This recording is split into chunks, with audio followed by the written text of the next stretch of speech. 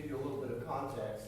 On this tour, most of the concerts that we're playing, well, I should say most of the gigs we're playing, I would call them concerts, which means you do have a set list, and we all have music from our albums, we have arrangements, and that's the kind of thing where if you go to We Always Swing and you go see some incredible band, you go see Bobby Watson at Murray's, it's probably going to be like a set of music, they're well rehearsed, they're arrangements, and that is sort of one mindset that you have when you're a band and when you're playing together. And the nice thing about being on tour is you get to play that set of music night after night. You know, we twink it a little bit. We change up songs, we insert one, we subtract one. But in general, you're getting to play the same tunes night after night, so you get to see how the tune kind of shifts and morphs and changes over the course of the tour. But we've also had a couple shows in the midst of this tour that I would probably characterize less as like a concert and more like a gig, which is kind of like, maybe it's not as formal of a club setting, maybe people are sort of enjoying some food, some drinks, people are chatting a little bit. It's not as formal as me standing here introducing every song, presenting it in a quiet theater. And for example, we played a show like that at a club in not Columbus, Missouri, in Columbus, Ohio, called the Ginger Rabbit, and that was more of like a speakeasy vibe. It was a little more casual. So for that gig, we kind of took all the arrangements and stuff that we rehearsed and we put them to the side for a night, and we just called tunes. And one of the most valuable things you can do for yourself as a jazz musician is become a student of learning tunes. And I'm pretty sure every masterclass workshop you've ever been to, at some point they will say you gotta learn tunes. But it's a really useful skill when you're in a situation like this, because all I said was, we're going to do a tune from Guys and Dolls now. And I started playing the intro to, what was that song? Anybody know? If I Were a Bell, right?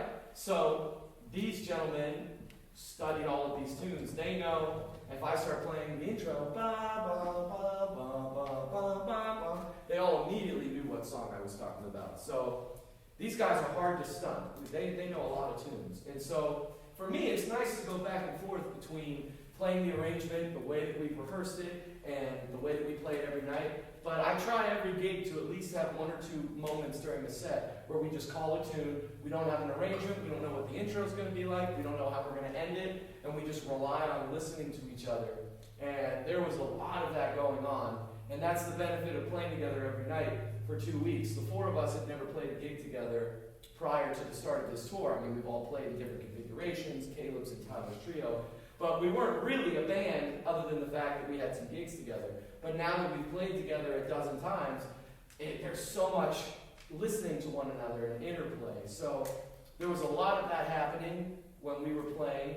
And if I'm going kind of in reverse order, the ending was something where, again, nobody prescribed what we were going to do beforehand. We didn't talk about it. And there's a million different ways that you can end a tune like this. And if you listen to Miles Davis's quintet play it, depending on the night that they played, the recording you listen to, they ended a million different ways too.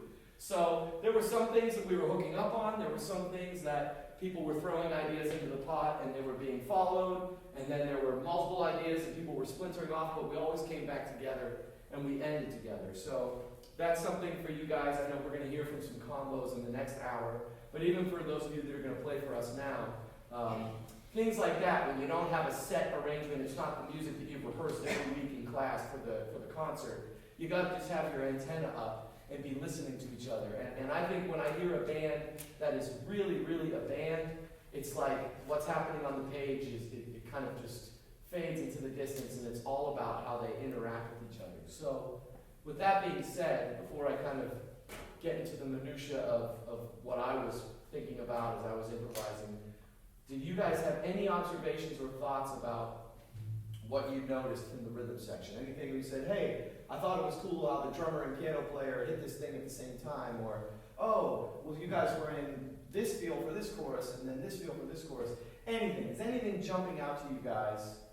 Yes? The amount of eye contact between the different members, including yourself, when you're playing, when you're not playing, the amount of eye contact between the four of you, and just nonverbal communication is something that, like, I feel like every quartet, quintet combo in general should aspire to have. Yeah, absolutely, right? So that's something that happens at the highest level all the time. And sometimes I encounter with younger musicians, it's almost like this idea of like, if you're playing in front of people, you know, it's different. It's almost like, I don't want the people watching, observing us, to look like we don't know what we're doing. I want them to think that everything is polished and everything is set in advance and we all know exactly where we are and we all know exactly what's happening. So it's almost this like aversion to turning around and shouting out instructions or looking at someone and making it too obvious because you don't want the audience to seem like you're unprepared. But oftentimes what ends up happening is sort of the opposite effect because everybody's so concerned with like staying looking ahead forward and looking cool and not letting on that like there might be lost that, for example, an ending of a song might just go on because nobody is taking the time to look around and go, here's the ending of the song. So I always say it's much more important. I don't care if I look silly, if I'm gesticulating my arms, if I'm turning around my back to the audience so that I can tell the bass and piano player, do a tag 3 times and take the ending. Boom. I think that is so much more effective to make sure that everybody ends together than, you know, being too cool to kind of look over and make eye contact with people. So that's just 2 cents based off of what you're saying. I'm a huge proponent of nonverbal communication, eye contact, and when you watch a band that isn't looking at music, you know, that's kind of the nice thing about not looking at charts. Everybody's head isn't in the music stand. And you can see all the time in the rhythm section, these guys are watching each other because that's how they're able to pick up on, you know, linking up together on hits and things like that. So that was a great point. Let me ask you guys this. Did anybody notice anything energetically from, let's say, with my solo, right? Because I kind of started first. Was there anything notable about the direction of my solo? Or if you look at it as a whole thing, I think I took maybe 4 choruses. The difference between the first chorus and the last chorus, for example. Yeah. You see, the beginning you were playing more like diatonically, and then as it went on, you went up in your range and played more embellishments and other. Yeah, exactly. So he said in the beginning I started off diatonically, more melodically maybe, and then as the solo went on, more embellishments, accessing more range in the instrument. What are some other things that soloists can do to sort of raise the intensity, to up the ante, to sort of develop a solo so that you're not just playing one texture the whole time? He said diatonic versus, you know, more sophisticated harmony. Anything else? What's something? Yeah.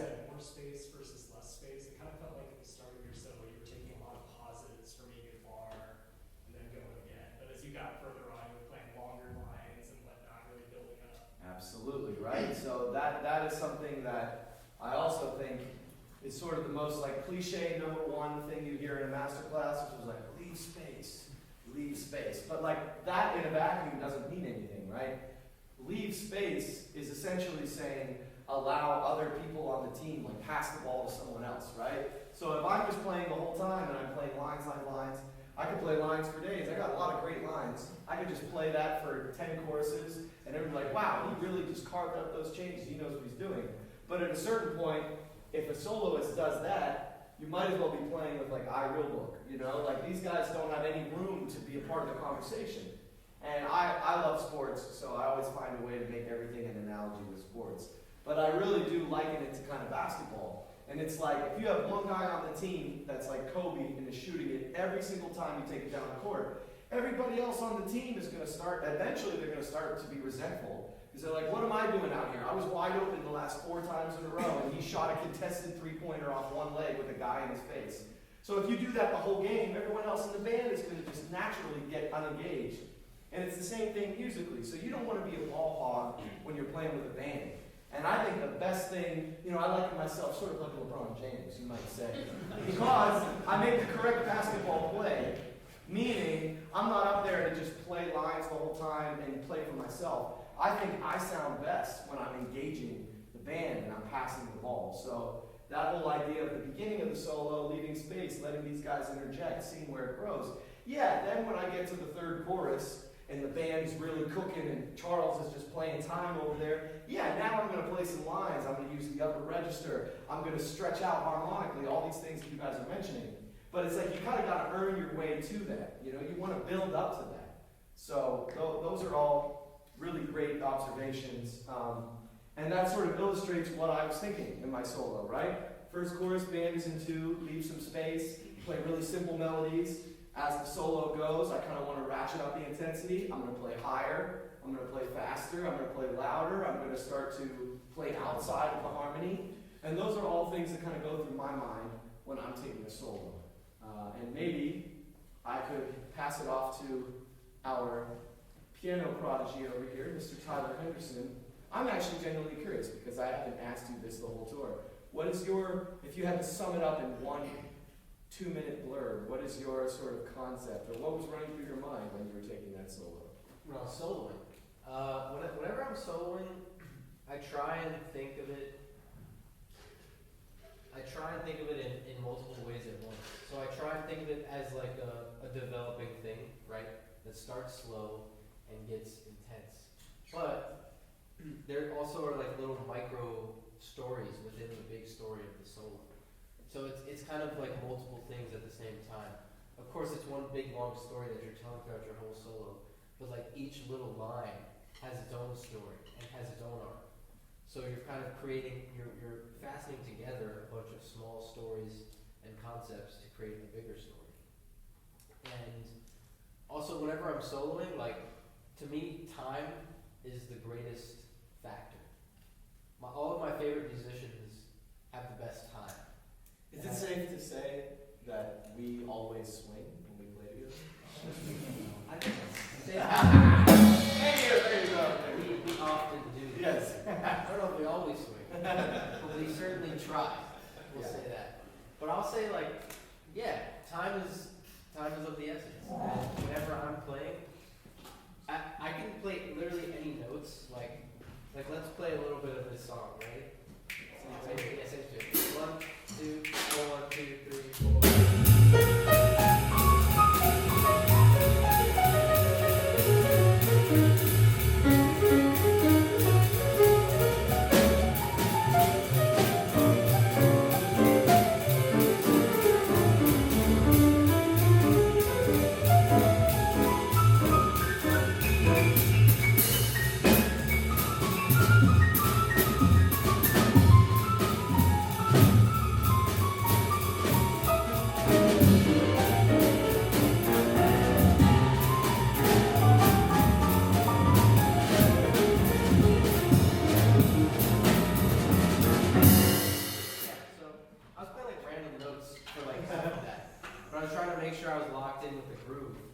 So you could literally play anything. Music is shapes and structures, and then it is also really, it's also not at the same time. That's everything in music is a paradox, really. And I think time is a good illustrator of that fact. So if you have a good time, you can take a compelling solo. So yeah, work on that before you work on any material. Do any of you guys have any questions about anything that occurred, or is there anything that you are burning to know from anyone in the band about their role? If not, I want to make sure that we have time to get some of you guys up here to play that have something prepared. Yeah. I think the one thing that I was curious about was during the sort of trading section where you're trading solos, it almost sounded like, to my ear, you had to like recover in some way. And like, I don't know if that's true, but was there any moment of uncertainty in what was happening next in any of that? Let's hear from Charles, because when you decide to trade after everybody takes a solo, like half the time that's the drummer's opportunity to interject their personality into it. So what is it like for you when you're trading, if that happened on this tune or in general, things get a little, you start to be off, what do you do to sort of bring it back? Well, I mean, I didn't feel uncertain in a way like we were messing up. I felt more uncertain in the way of like, when you're expected, like you're going to an interview and you don't know what questions they're gonna ask you. Like more of that kind of uncertainty, because I don't know what Benny's gonna play for me to respond to, right? Because that's what I was listening for. As soon as we started, I was like, okay, what are the last couple? What's he gonna play for me to latch on to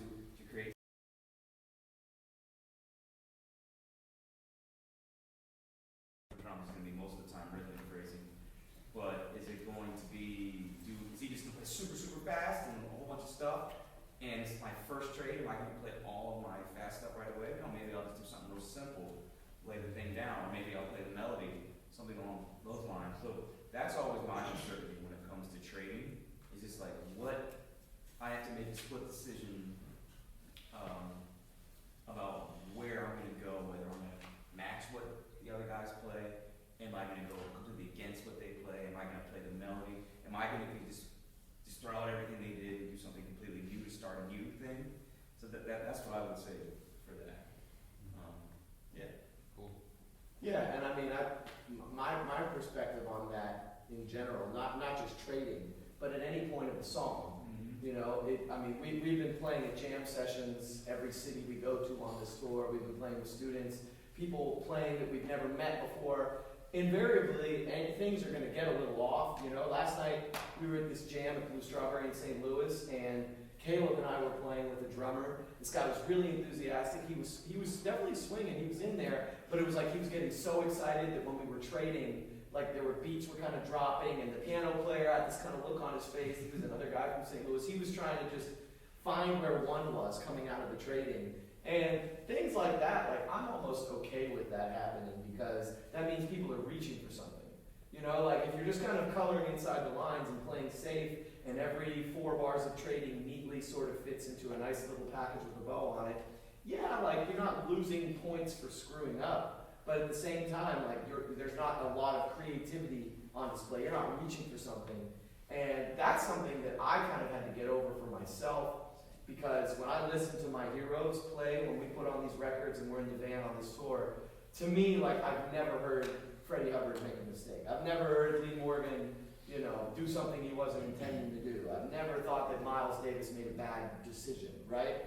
So I'm so hypercritical of myself that it can almost paralyze you because if you get afraid to make a mistake, then it's going to force everything you play into what you already know. And to me, my most euphoric musical moments have been when somebody on the bandstand threw something at me that I was totally not expecting, and it forced me to play something completely new that I would have never thought to play on my own, right? And so in order to be that free on stage, you have to not be so hard on yourself. You have to be willing to come in on the wrong beat. You have to be willing to make a mistake. And half the time, I think Miles Davis, when he was playing with his second quintet, I think there were probably a couple places where he wasn't quite sure where beat 1 is, and he comes in and he has so much faith in Herbie Hancock, his pianist, to be able to play a chord that is going to support him and comp in a way that's going to be supportive. That Miles could take those risks. And he could play a minor third on a major chord, and he could play a major 7th over a dominant chord. Anything harmonically, it goes back to what Tyler was saying. He had faith to sort of color outside the lines because he trusted the other people in the band to pick him up in those situations. So that's something in general is like, don't be afraid to drop a beat on the trading. You know, if you have an idea, go for it and work it out. That's what you guys are here playing together for, to just kind of get in the sandbox and make mistakes and learn from it, you know. Don't be like so hypercritical that like I can't make a mistake. I can only play very carefully and tentatively so that I don't screw up, because you're never gonna grow if you do that, you know. All of us on stage, you know, I guarantee you we've all been that person that got lost on trading or didn't know when to come back in. I mean, half the time I play with the greatest drummers in the world, and when they're taking a drum solo, I'm still humming the melody in my head to keep my place on the form. And there have been plenty of times where I come in and I swear that I'm on beat 1 and I come back into the melody and I'm just like 3 beats off, or I came in a bar early or something and the drummer looks at me and is vibing with me because I didn't make the right entrance. Like it happens at every level. So that's something as we seg into perhaps having some of you play for us, you know, just don't be so hard on yourself when it comes to thinking that you can't make a mistake, or, you know, even at the highest level bands, like you said, things get uncomfortable, people are looking around, and when you're in those situations, you just got to throw the other person a life raft on your team, you know? Throw them something to get them back on board, you know? Thank you for that. Yeah. So with like the drum trading, I really liked when like it started off doing trading 8s, and then went into 4s. Oh yeah. I was gonna ask, like, was that something that was like going through your mind? Because I think, I don't know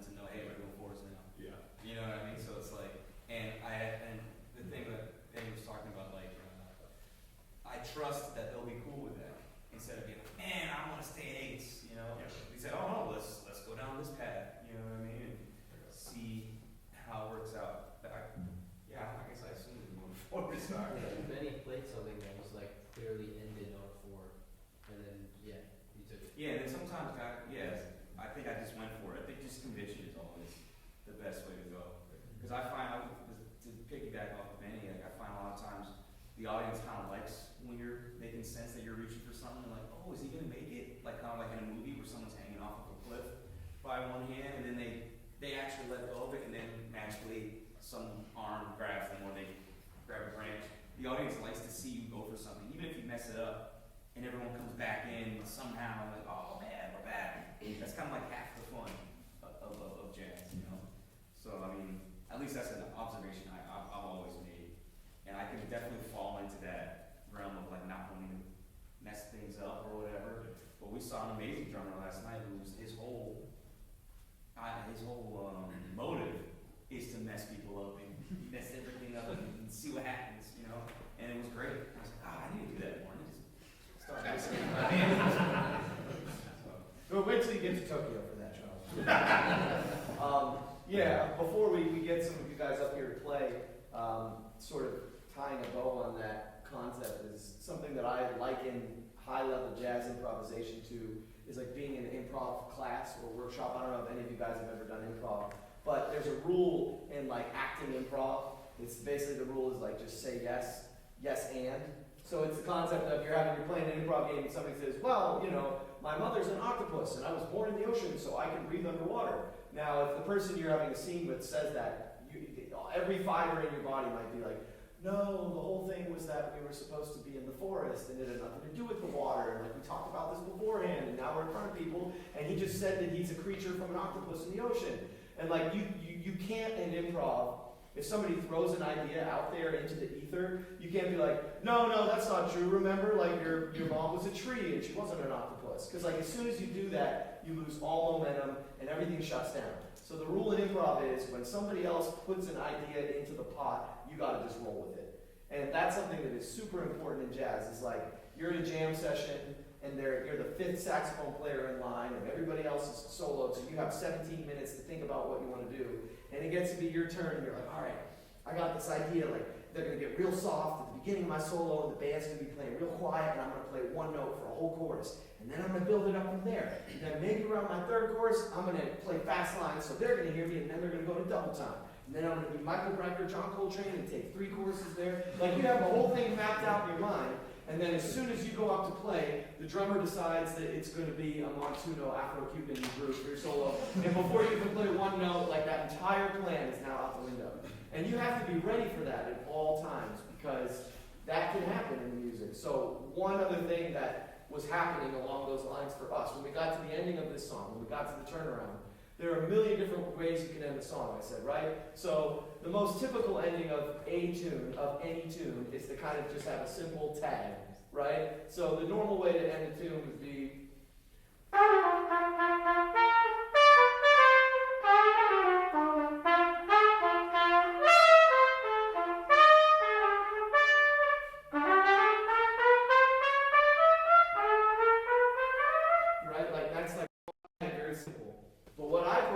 was something that only someone that had listened to Miles Davis's quintet playing If I Were a Bell would recognize, because there are things happening harmonically. So I got to the end of the song, and I went, I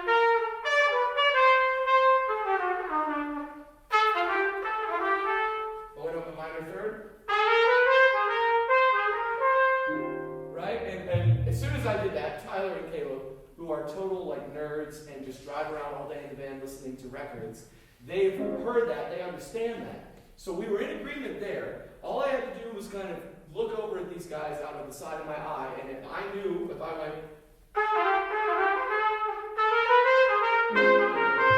they caught me perfectly. Now we're at this point, and there's another crossroads. It's like a choose your own adventure.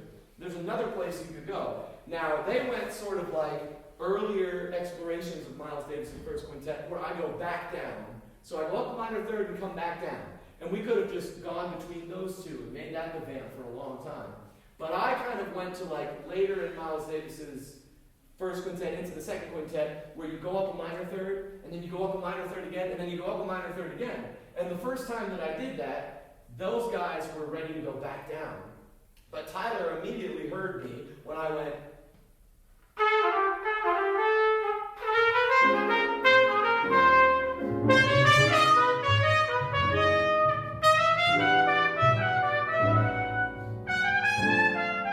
right?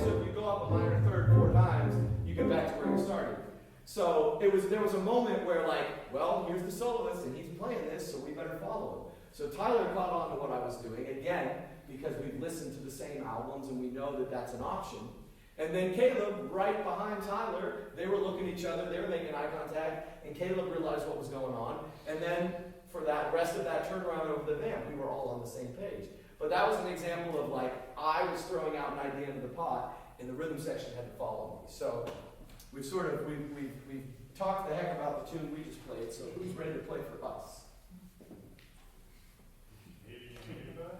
Don't be shy.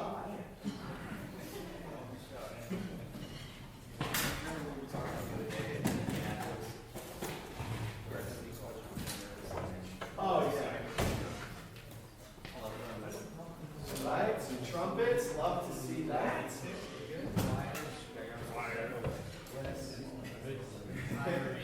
You need to stand? Yeah.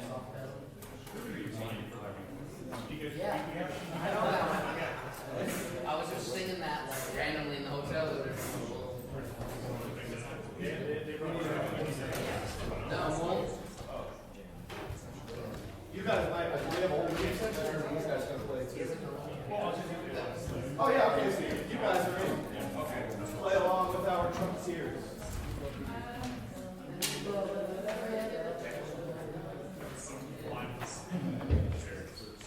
Line for Lions, Cass?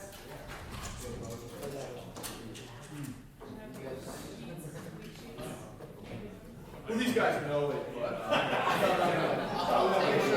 we'll make sure we're all following. We all know this beat, but hey, here on architecture.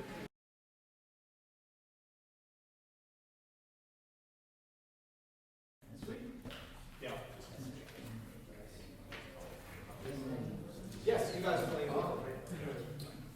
So who's Jerry Mulligan and who's Chet Baker? Are we switching off? I'm Chet. Nice. All right, so we'll play the melody and then whoever wants to go first. You guys both solo. Maybe we'll jump in there and solo too. Let's see what happens.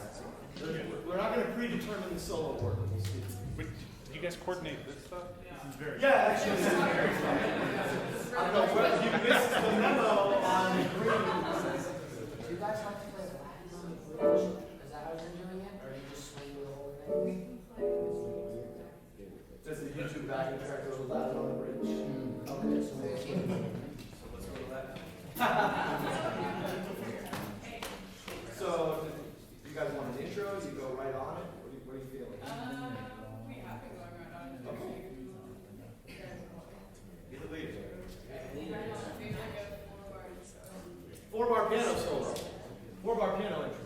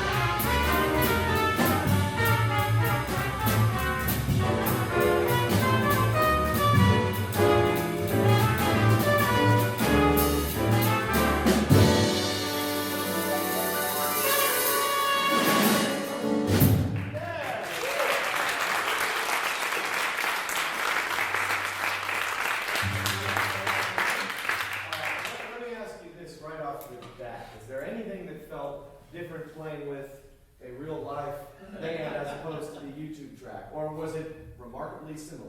No right or wrong answer. No right or wrong answer. It's pretty bad if you say Yeah. it's remarkably similar. Yeah. It's more of a conversation, which is nice. Okay. Yes. More of like a living thing than just like So let me ask you this: having just played it and soloed, head in, head out, all of that, there was a little bit of a internal, struggle when we started the song. If like that was the tempo, did that feel comfortable? Did it feel like it was a little too fast, or were we happy with where we played it? If you had another shot, would you guys have done it another tempo? maybe like a little slower. It was like a little right, but it was it was doable. Yeah. I maybe would, just as far as accuracy for playing the parts together, I almost would have liked to hear you guys do it slower, just for the sake of rehearsal, just to make sure that we're like nailing the parts, because that was like it was like a right tempo, and when it got to soloing, it was great.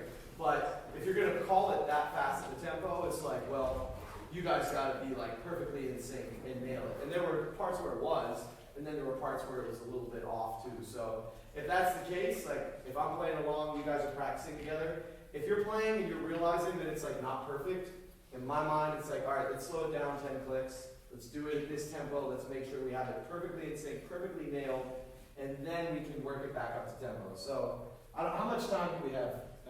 Sam, I would say like, the worlds are always really, we can do. Okay, yeah, I just want to make sure, I would like to hear you guys without necessarily being overpowered, like just the two of you playing it together, a little bit slower, and see if we can't sound like Chet Baker and Jerry Mulligan together, When you're playing with two people, because I do a lot of that, this band is just a quartet, but like when I came to We Always Swing years ago with Ulysses Owens Jr., a great drummer, with his quintet, it was saxophone and trumpet.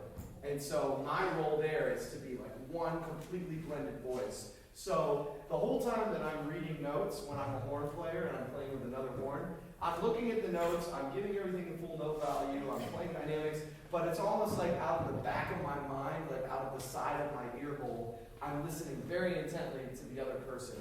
If they cut off, I'm going to cut off. If they hold over, I'm going to hold over. If they're playing loud, I'm playing loud. And oftentimes, what happens a lot with two horns is like, if they're playing sharp, I'm going to play sharp. Because there are two things you can do. If you feel like the intonation's off, you can kind of like be a jerk and be like, excuse me, you're flat. Please pull in. But what I normally do, because I'm very conflict averse, like even if my Uber driver starts driving in the opposite direction, or my food order comes out wrong, I don't want to cause a scene, so I'll just sit there quietly. Normally what happens is, if the saxophone player is a half step flat, I will just pull out and match them. I'm not going to like humiliate them, I'm not going to make it a conflict, I'm just going to do my job to match them. So I want to hear you guys play together a little bit slower, and then maybe we can do it one more time with the band.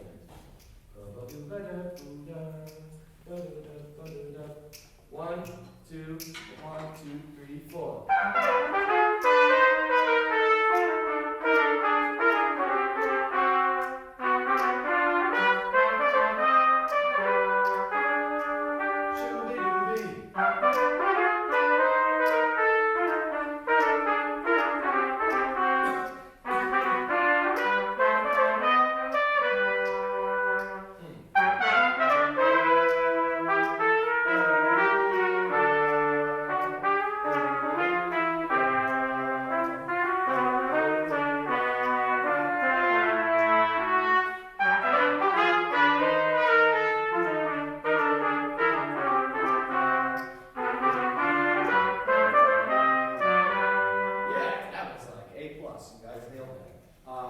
One thing, let me quiz you guys on this.